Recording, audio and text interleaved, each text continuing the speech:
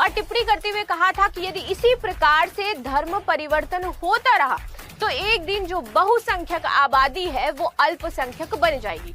Supreme court ने इस जो स्टेटमेंट है इसको हटा दिया है और उसको करेक्ट करते हुए बोला है कि आप, हाई कोर्ट को आदेश दिया कि आप इस प्रकार से कोई भी टिप्पणी तो प्रसार कर सकते हो, आपको मौलिक अधिकार है, अपने धर्म के बारे में बता सकते हो, लेकिन आप अपने धर्म को लेकर के किसी को जबरदस्ती अगर आप जाओ कि आपको ये परिवर्तित करना है तो आप ऐसा उसके साथ नहीं कर सकते हो, जो कि पूरी तरीके से खिलाफ है। अभी आप देखिए, आपने जोशुआ अभियान के बारे में सुना होगा, जहां पर पूरे के पूरे गांव को कन्वर्ट किया जा रहा था ईसाईयत में, उनको क्रिश्चियन बनवाया जा रहा था।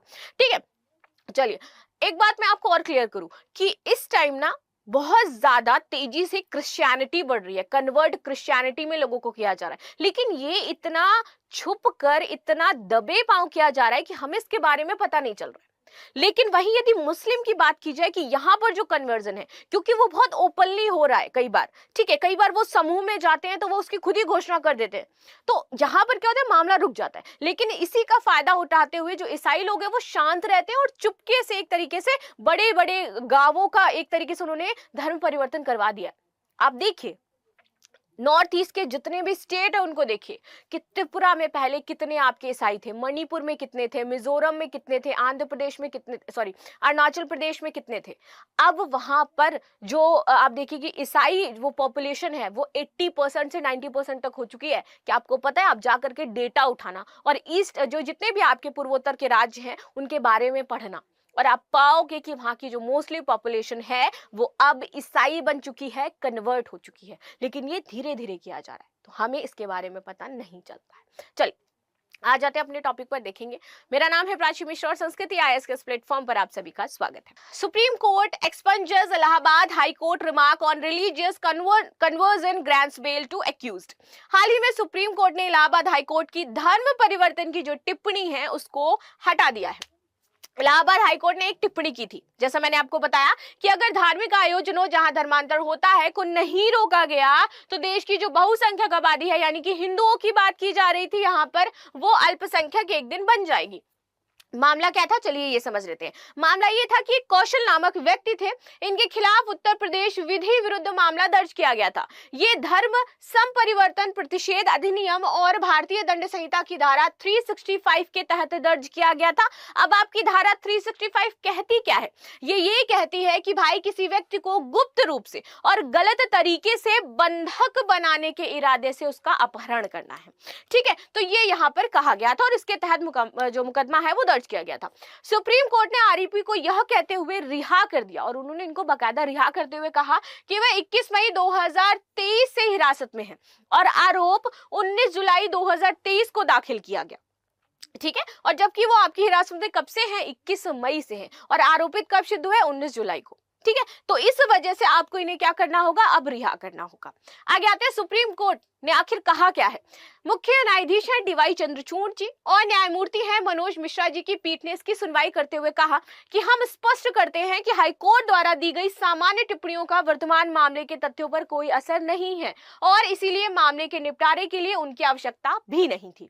इसीलिए इस टिप्पणी का हवाला हाईकोर्ट या किसी अन्य अदालतों में किसी अन्य मामले की कार्यवाही में नहीं दिया जाएगा। यदि आपको पता हो कि यदि कोई हाईकोर्ट एक स्टेटमेंट दे देता है किसी चीज को लेकर के, तो अन्य हाईकोर्ट उसके बिहाफ पर फिर फैसला सुनाने लगते हैं। अगर सुप्रीम कोर्ट ने कोई एक जजमेंट दिया है, बेंचमार्क उनका कोई एक आया है, तो वो फिर सभी के लिए सेट हो जाता है, सभी न्यायालय उसी बेंचमार्क का यूज करके आगे सुनवाई करते हैं। हाईकोर्ट ने दिया है तो उसके जो निम्न अदालतें हैं उसका यूज करेंगी। ठीक है, तो यहाँ पर ये बोला गया कि भाई इन्होंने जो स्टेटमेंट दिया है अब अन्य अदालतें उनका यूज करके कोई भी फैसला नहीं सुनाएंगी। ये हम अभी नल एंड वॉइड करते हैं इनकी कही गई बात को।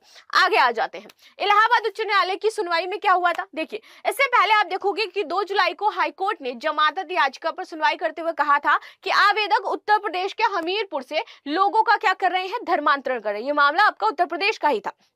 ठीक है, और धर्मांतर के लिए उन्हें दिल्ली ले जाते हैं और दिल्ली में समागम करवाते हैं और फिर वहां पर उनको क्या कर देते हैं? परिवर्तित करते हैं। तो ये पूरा प्रोसेस वो फॉलो करते थे, वो यूपी से लाते थे। ठीक है, फिर उसके बाद उनको एक जगह पर पहले उनको पूरा एक, जैसे आप देखते हो नहीं कि बहुत बड़े बड़े क्या होते हैं, सेमिनार्स होते, तो सेमिनार्स में बैठाते थे। फिर उसके बाद दिल्ली ले जाकर क्या कर देते थे? उनका धर्म परिवर्तन करवा देते थे।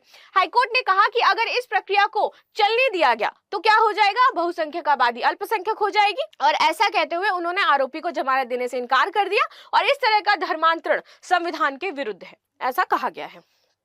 चलिए आगे आ जाते हैं।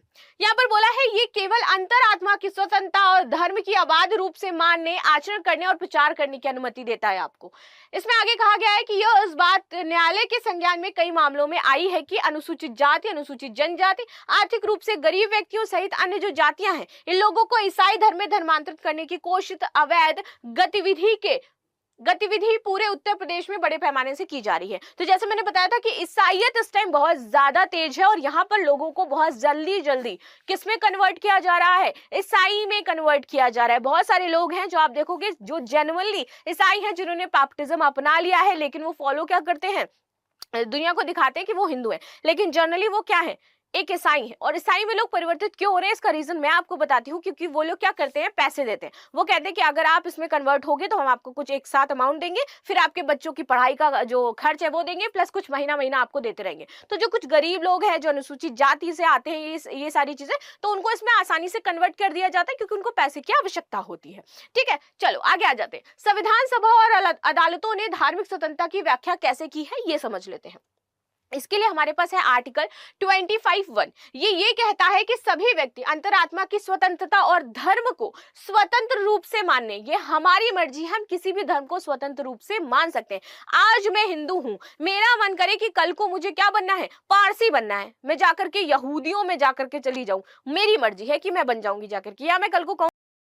आप सभी को जेएमसी की दोस्तों, मेरा नाम है रोहित कुमार। आप देख रहे हैं जीसस न्यूज़ तक चैनल के माध्यम से, और प्रभु के मीठे वचनों और पवित्र नामों में आपका स्वागत करता हूं। दोस्तों, आप सभी लोगों के बीच में लेके आ चुका हूं एक और प्यारी सी अद्भुत गवाही दोस्तों, आप सभी लोगों के बीच में। दोस्तों, अगर आज आप लोग इस अद्भुत गवाही को प्यार से सुनते हैं, विश्वास के साथ, श्रद्धा के साथ सुनते हैं, तो प्रभु आज आपको बहुत सारी मुसीबतों से, बहुत सारी प्रॉब्लमों से, बहुत सारी दिक्कतों से आज़ाद करेगा। क्योंकि मेरे प्रियो, परमेश्वर कहता है विश्वास ही ऐसा चीज़ है जो लोगों के जीवन को बदल के रख देता है, जो लोगों के जीवन की सारी समस्याओं को दूर कर देता है। आज मेरे जितने मसीह भाई बहन हैं, सभी लोगों से कहना चाहता हूँ, विश्वास और श्रद्धा और परमेश्वर के वचन के तहत आज की इस गवाही को सुन कर के देखो। ये गवाही आपके जीवन को पल भर में बदल देगी, आपके जीवन की सारी दुख और तकलीफ़ें, सारी मुसीबतों को दूर कर देगी। दोस्तों, आप लोग इस पूरी अद्भुत गवाही को सुनो, फिर मैं बात करता हूँ। आप सभी को जय मसीह की दोस्तों, मेरा नाम है रोहित कुमार। आप देख रहे हैं एक और आप सभी लोगों के बीच में भविष्यवाणी लेके आ चुका हूं कि जिस भविष्यवाणी को देखकर आज पूरी दुनिया के होश उड़ जाएंगे। क्योंकि मेरे प्रियो, ये भविष्यवाणी ऐसी है जो आज लाखों लोगों के जीवन के लिए, लाखों लोगों इस वीडियो को देख करके होश उड़ जाएंगे। क्योंकि मेरे प्रियो, ये भविष्यवाणी सच हो रही है। दोस्तों, आप देख रहे हैं कि जब से 2026 लगा हुआ है या 2026 आया है, तब से हमारे मसीही लोगों के जीवन में बहुत सारी समस्याएं और बहुत सारी दिक्कतें हो रही हैं। दोस्तों, आपने देखा होगा, महसूस किया होगा कि आज हमारे मसीही लोगों के साथ बहुत ही ज़्यादा अत्याचार हो रहा है, बहुत ही ज़्यादा उन्हें सताया जा रहा है, बहुत ही ज़्यादा उनको टारगेट किया जा रहा है। तो मेरे प्रियो, प्रभु का वचन कहता है कि आप लोगों को अपने जीवन में कभी भी हार नहीं मानना चाहिए, आपको विश्वास रखना चाहिए और परमेश्वर के वचन के तहत अपने जीवन को व्यतीत करना चाहिए। वो परमेश्वर आपको हर एक प्रॉब्लम से, हर एक मुसीबत से, हर एक दिक्कत से, हर एक प्रॉब्लम से आज़ाद करेगा। तो जितने मेरे मसीह भाई बहन हैं, मैं आप सभी लोगों से कहना चाहता हूं, अगर ये वीडियो आपको अच्छी लगे तो प्लीज़ चैनल को सब्सक्राइब कर देना और बेल आइकन को ज़रूर प्रेस कर देना, ताकि ऐसी लेटेस्ट वीडियो आप सभी लोगों तक लाता रहूं। तो जितने मेरे मसीह भाई बहन हैं, आप सभी से कहना चाहता हूं, इन वचनों के तहत अपने जीवन को व्यतीत करो। प्रभु आपके जीवन में बड़े बड़े काम करेगा।